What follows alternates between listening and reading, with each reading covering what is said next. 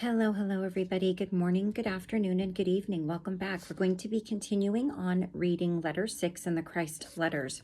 And in this portion of the letters, 5 and 6, we're primarily focusing on the same thing, which would be the true processes of creation versus what we were taught from a scientific perspective and also from a religious perspective. And also we're going to be talking about what we are talking about now is the ego, how it is something that we need. It's necessary to survive. But at the same time, it is also what contributes to the suffering of mankind. Okay. The best teaching will rely not on the will of the teacher, the because I say so attitude, but on a systemic reference in every circumstance to brotherly love and the equal rights of others. At the same time, a child should not be indoctrinated in self-sacrifice, since this type of caring must be willing and born only of the individual's spiritual perceptions and goals. Self-sacrifice is born of spiritual enlightenment, of a higher road to follow, of denial of the little self to remove the ego barriers, obstructing attunement with the universality of divine consciousness. True enlightenment or true enlightened self-sacrifice brings a spiritual consciousness to the heights of joy. There is no sense of loss in any form. To better describe the reality of the soul and the ego, I want you to cup your hands together, fingertips touching fingertips and wrists together, leaving a space between your cupped hands, I believe, like that. Your hands represent the human consciousness shell of a person, the ego. The space correctly represents the soul born of the father-mother conscious life at the moment of your conception. Whilst to human senses it appears to be nothingness, it is in fact an offshoot of the allness and wholeness of divine consciousness, out of which all created things have taken form. Your hands with the space between represent the I. Just the letter I, the I-ness that he spoke of earlier. Your right and left hands represent two potent forces of the magnetic ego drive. They represent forces of bonding-rejection, but at the same time, quite rightly, they are the physical representation of the physical energies known to science as magnetism, bonding, and repulsion. Bend back your right hand from the other one and visualize that you use this right hand to get what you want out of life. It represents also what your human consciousness perceives as the grasping attitude to life. Give time to this exercise and fully realize your right hand represents the magnetic pull, the bonding, the attraction, the gravity evident in all of the nature. It is the source of all wanting and desiring. It is the magnetic impulse which is always directed at getting what is necessary or greatly desired and pleasurable in life. This magnetic impulse is spiritually intended to be directed towards constructive purposes, gaining, holding, building, achieving. Were there no other people or living things in the world, the magnetic impulse could have full sway in a personality and no harm done. It is only when other people or living creatures or other people's persons and possessions have to be taken into account that the uncontrolled magnetic impulse to attract, draw, bond, hold, possess becomes a sickness of the personality, if it is not equally balanced with the needs of all other living things. Return your hand to its original place, cupped with the left hand.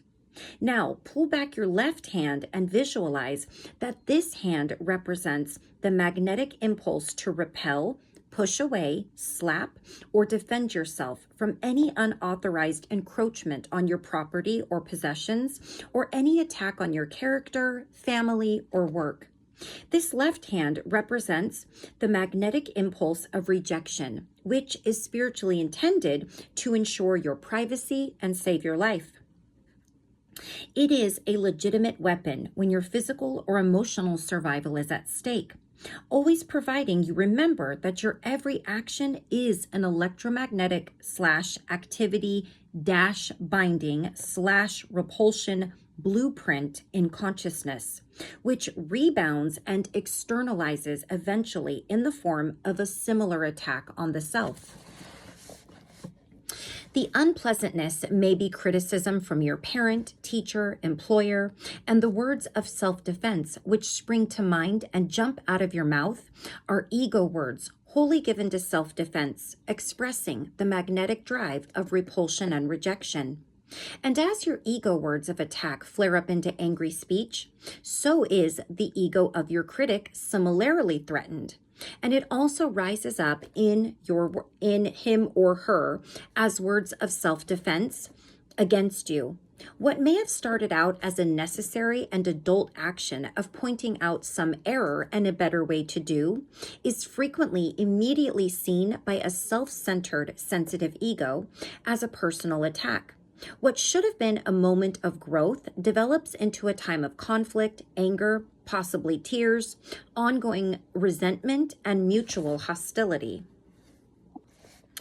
In such swift, unexpected, unnecessary ways, conflict is generated in the mind, expressed in words, even actions, and perpetuated through resentment and hatred. Remember that every activity of the mind, the mental thought, and the emotional reactions of attraction and repulsion are all consciousness energies of creativity. These consciousness energies not only create the unpleasant rebound forms, but they develop the direction of the character and even affect relationships generally and the environment. And they reduce the life vitality of the body, leading directly to a sense of physical malaise, viral infection, or long-term disease. The higher way, when under attack of any kind, a way of having only constructive repercussions, is to remember you can instantly call upon divine consciousness, from which you will draw instant protection in any eventuality. But this is only possible if you can move beyond the magnetic ego drive of resistance, in the perfect assurance that divine consciousness meets your every need. Now return to your left hand, return it to its original position with the right hand. Realize that throughout this exercise, the space between your hands has remained the space. It has not been involved in any of the activity of the hands. And so is it with your soul when your ego is busily at work, second by second, always and forever on the alert to fulfill your needs and defend you from any unpleasantness. The divine consciousness of your soul remains hidden, although it is always within you. When I was on earth, I spoke to the people about the kingdom of heaven. I said it was within you. So it is.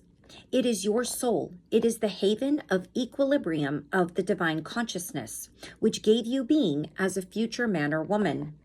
I greatly long to be able to put into your minds a broad view of your source of being, to enable you to perceive a little more clearly your beginnings, from whence you have come.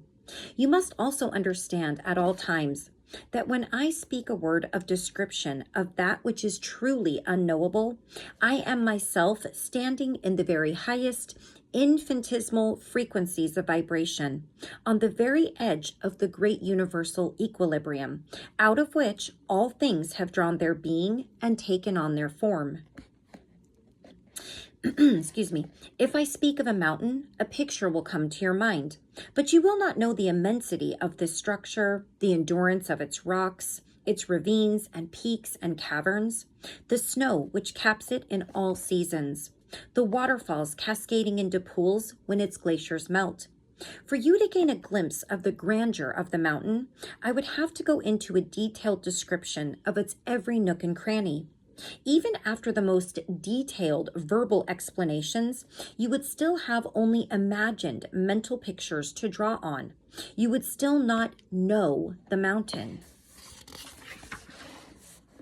If I speak of a hurricane, I can bring to your mind trees bowing to the ground, bent by the tremendous winds, walls crumbling, rafters broken, bricks and roofs flying, windows shattered, cars overturned, great trees uprooted. But you will never know the force and the noise of that wind, the crash of falling masonry, or the terror it generates in people's hearts who have to endure it, until you have experienced it for yourself. And so is it when I try to describe for you that which brought all creation into being. You can only guess, not know. It will only be after you have experienced all that I have spoken about for yourself that you will begin to gain some idea of what I am trying to tell you. Therefore, let no one who reads my letters dispute with another or deny the truth of what I am teaching you, or refute my words.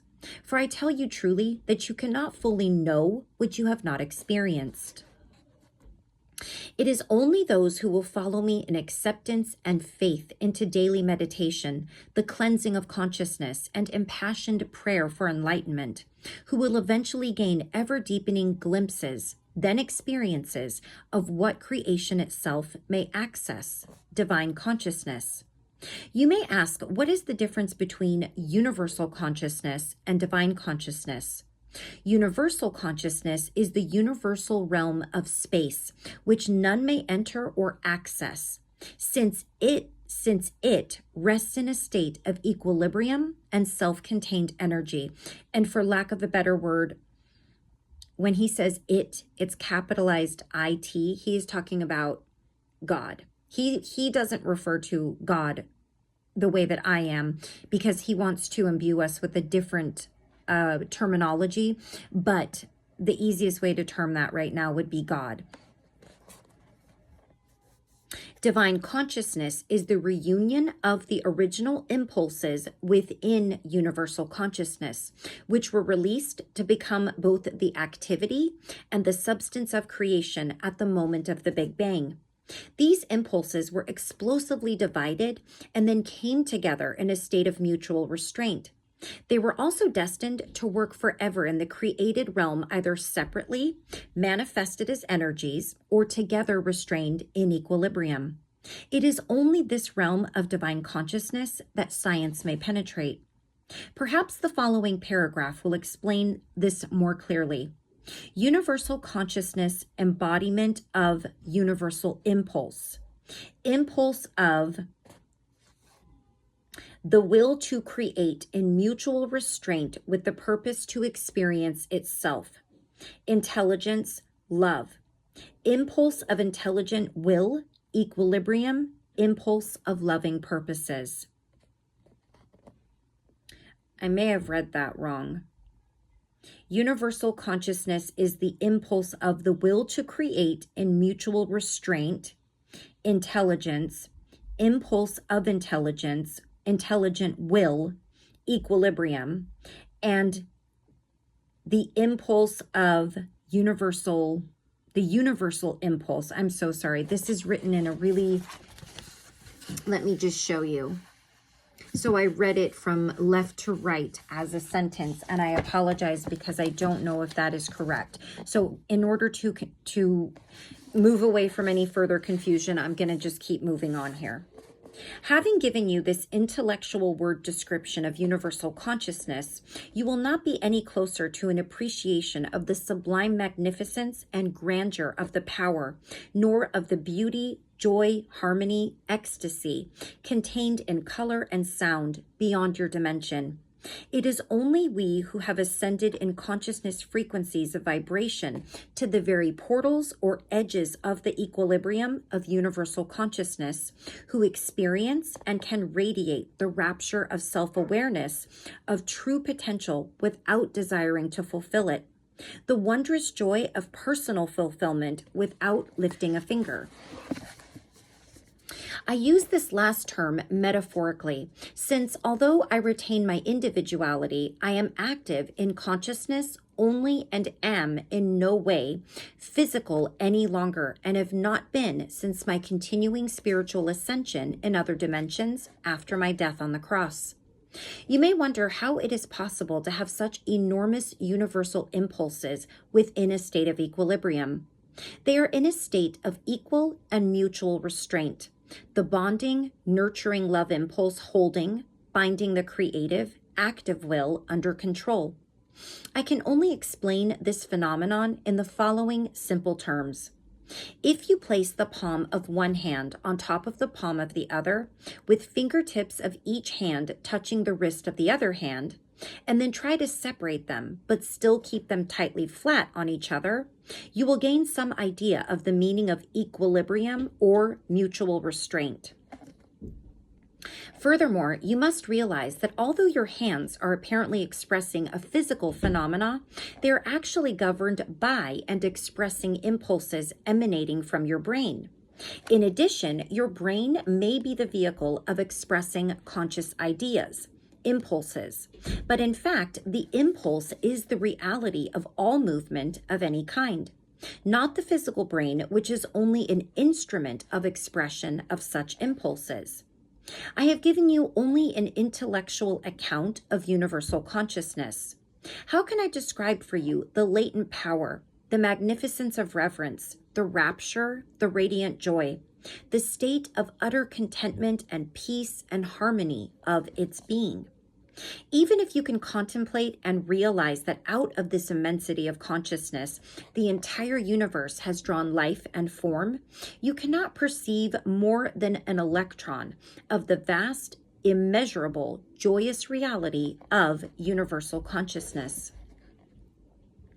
To fully understand the nature of creation, the reasons why the ego functions as it does, why created entities feel the urges they feel, it must be understood that the nature and quality of universal consciousness is radiant joy, fulfillment, happiness. This is what I termed the kingdom of heaven within you, within your soul, within the deepest recesses of your psyche, which is the intermediary between the radiance of your soul and the shadow self of ego. To return to this transcendent state of glorious, beautiful, happy, harmonious being is your soul's deepest longing. It is this enduring longing, this inborn unconscious recollection of equilibrium and peace, joy and harmony, which through the psyche prompts the ego to manipulate the environment on your behalf. Its consistent purpose is to bring you back to your primal original state of glorious ecstasy, out of which you drew your soul, being, and form. But the ego can bring about your desired joy and pleasure only by means of the two magnetic/emotional bonding-rejection impulses, which are only materialized impulses to give you your individuality. Therefore, the inborn longing to rejoin this source of being is experienced in the electromagnetic parameters of thought and feeling as more of what gave you a pleasurable feeling previously. More friends, more house, car, clothes, etc. Each time the more has been achieved, there is a little glow of satisfaction, perhaps a showing off to the neighbors to heighten the happiness, gaining one up on them and another little glow, and then the novelty dies away, the new possession becomes mundane, the senses are again at rest, in equilibrium. Mental tiredness sets in. Routine becomes dull and boring. To generate some life, the ego finds another goal to be achieved to provide excitement and pleasure. Thus, life is an endless chase for personal satisfaction of various kinds, leaving the hidden soul starved, unsatisfied, still longing for something more. But what is it my deepest self is craving? You ask in desperation. When a person reaches an understanding of the true source of emptiness and continual inner craving for more of what made me feel good before, and begins to meditate to make contact with that which brought him or her into being, a little of the divine equilibrium filters through the human consciousness. The emptiness begins to recede. If indeed such a person catches a true glimpse of the eternal and the true goal in life, the longing for more possessions will eventually die a natural death. The desire for more possessions will be gradually replaced with a sincere appreciation of what you already have and a sense of consistent contentment. Through experiences of the miraculous interventions or activity of divine consciousness within the daily life, the human consciousness is greatly uplifted and learns that its daily needs are met in the very best way. Faith is increased and joy enhanced. This is why I have said to you, I have not come to teach you positive thinking to draw into your orbit the things you want and need. I have come to you expressly to lead you back into the kingdom of heaven. However, it is not only in the matter of desiring more possessions for yourself that your soul is bound down with its secret dwelling place. The ego also uses the magnetic emotional drive to repel, reject, to ensure your individuality, privacy, and safety. This impulse takes on numerous forms, designed to give you a feeling of superiority or elitism, or protecting you from people whom you consider to be undesirable or having less social status than yourself. This ego drive is practiced continually and was thought to be perfectly acceptable even by the churches. The truth is, when the soul begins to gain a little control over the ego drive, it will chide the human personality for its selfishness and exclusivity. It will urge the psyche towards the adoption of unconditional love and a belief in universality and oneness of all people, no matter who they may be.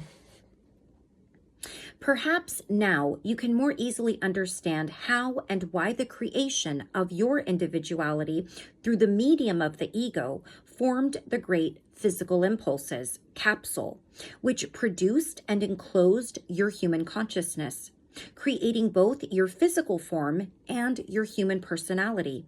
Since it governs your mind and emotions, thoughts and feelings, it prevents you from making contact with the source of your life and your soul. Your true purpose in life is to gain the mastery of your ego by reaching out in thought and feeling to that which you sense is behind creation and consistently asking for enlightenment. This is the very first step a person must take towards that glorious moment when he or she will make contact with the divine and then move forward by means of continual cleansing of the ego drive to the re-entry into that heavenly state, out of which your soul was born and took its individuality. Let me just take a look here. Okay, I'll read this last page. And how did this creation of individuality come about? As I said before, universal consciousness reached a high point of mutual restraint, and an explosion took place which tore apart the impulse of creative will from the impulse of loving purposes, which separated and became active within creation as Father Intelligence, Mother Love, seen as Father Intelligence is electricity or magnetism, bonding - repulsion, Mother Love. Reunified, so these reunified in equilibrium as divine consciousness. So Father Intelligence, Mother Love first moved away from each other, were separated, and then reunified in equilibrium as divine consciousness, life. Therefore, far from being solid and imponderable matter, in reality, the visible world is mind-activity working always in conjunction with emotional/magnetic bonding-repulsion, also known as attraction-rejection. Father Intelligence is physical electricity, and Mother Love, physical magnetic bonding-rejection, together produced a child, the ego, the impulse of individuality. And this was born and took undeviating and consistent form within the energies of creation to ensure that the various electrical forces expressed as protons and electrons and the rest of the particle gang, excitedly discovered by science, should not fly off uninterruptedly into a distant formless state, but should be restrained and controlled by the magnetic bonding rejection impulse of mother love to bring about manifested form. Science may dispute the foregoing paragraphs, since it's been at great pains to describe the various bonding processes by applying different word terms to the bonding energies. Science is welcome to call the bonding or attraction energies by any term they wish, but the fact remains that these energies have taken on form from the grand and primal impulse of mother love, whose primal consciousness function is to give form to individuality. The impulse of Father Intelligent Life gives electrical momentum to creation. The impulse of mother-loving purposefulness gives the bonding to restrain the electrical momentum and bring it under control within the individuality. The impulse of mother-loving purposefulness gives the repulsion-rejection impulse to ensure the survival of the individuality. That is the process of creation. Wow. It's going to take a few times reading that to really understand, if at all. I feel like somewhere deep down inside, there's an understanding, but I do not think that it's important to understand every word that he is saying. Yes, take it in. Yes, ponder on it if you need to. The understanding may never come when it comes to this particular part of the letter, and that is okay. That is okay. 5 and 6 are a bit more on the scientific aspect, more than any of the other chapters. So if you're struggling with this one, please don't get disheartened or lose hope that the rest of the book is going to be like this, or the remainder of the letters, because it's not. This is just something that he's breaking down for us, and for many of us it sounds like a foreign language. It sounds like I'm reading a foreign language to you as I'm reading it out loud, so I apologize if I'm struggling with that. But as I've said before, this book is written in a really unique format, and now we're adding in things that I am wholly not familiar with, and I'm trying to understand it, doing my very best. So that's all we can really do. Don't be hard on yourself wherever you're at. So we will stop right there, and we will finish up. I believe we'll be able to finish up letter 6 in our next video. Let me just take a quick peek at what we have left. Maybe not. Yeah, maybe so. We'll see. I know that a few pages doesn't necessarily mean that the information is easier to read, but we'll see where we're at with the next one. So anyways, thank you all so very much for joining me, keeping up if you've been doing that. This is not the easiest, most approachable, but in many ways, even though things sound unfamiliar and confusing, at least for me, it's still comforting. It's still something that I feel drawn to listen to and read over and over again. Perhaps you may feel that way too at some point down the road. If that time comes, that's the time for you. If it doesn't, that's okay. So until I see you again, take care of yourselves, take care of those around you. I love you all very much, and I'll see you for the next section, possibly the last section of letter 6. Take care until then. Bye-bye.